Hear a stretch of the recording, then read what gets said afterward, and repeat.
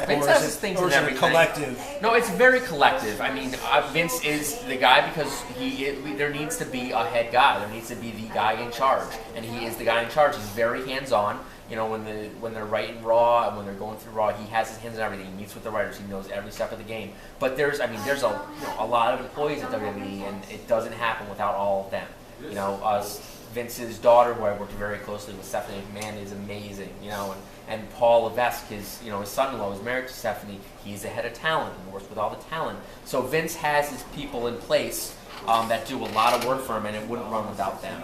You know, but you're not going to talk about 20 guys. You know, you're going to talk about one guy. Vince is the famous guy, and you know, when he's not there anymore, there's going to be Stephanie and Paul and Shane. You know, and he's also, if I'm not mistaken, second generation. Because wasn't there a Vince his McMahon father. Senior? Yes. Yeah. Yep. His and I don't know why I started it remember. all. Again, I'm showing my WWF. Yes, exactly. Yes. Right. With the Bastine brothers. Yep. And the fabulous Kangaroos from Haystack. Australia. Haystack Calhoun, yes.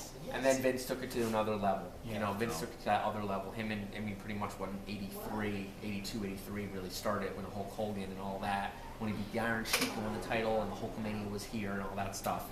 And that was it. You know, him and Hulk really brought it up. I mean, it's funny, there's swells, right? I mean, in the mid-'80s, it was huge, late '80s, huge. Then the early '90s, and we can get into the Monday Night Wars and all that, where, Ted Turner took over, and we kind of slid down, and then we were nothing, and then we just had to get back to basics and really just write incredible content.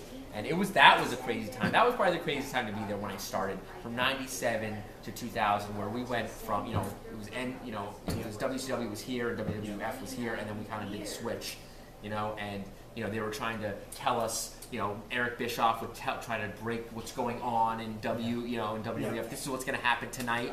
And more people they said, the famous thing was Mick Foley's going to win the title tonight. And more people turned in than ever to watch that happen.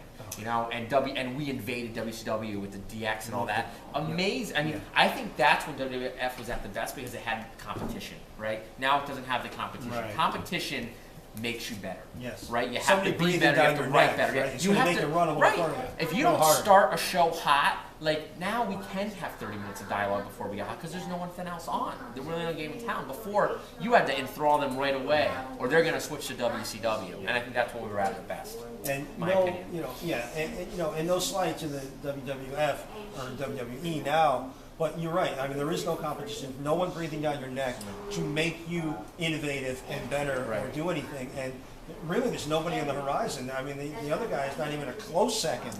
No. I'd rather go to an independent show than see the other guy that's out there. Because the independent guys are really, trying to step up their game and get noticed. Is there a talent competition from the MMA? I'm a boxing fan, right? Yeah. And all the American heavyweights aren't taking up the sweet science. I think they're all going to the MMA. Right. I can't even mention.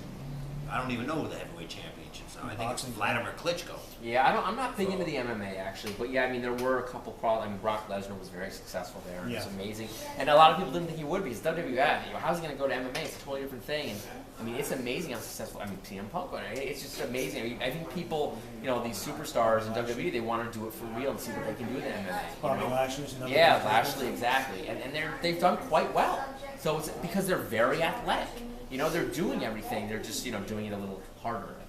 I know you're out of it now, but wasn't there a story that Ronda Rousey was going to maybe dabble in? And there was. Anything you can tell us about that? I wasn't really into that. That was kind of when I was on my way out. So I know we really. I mean, she came out in WrestleMania 30. The whole Rock, she came out and did a thing with Stephanie, which was great, and that exploded. And I think that was the catalyst for that because that was people's favorite moment of that WrestleMania.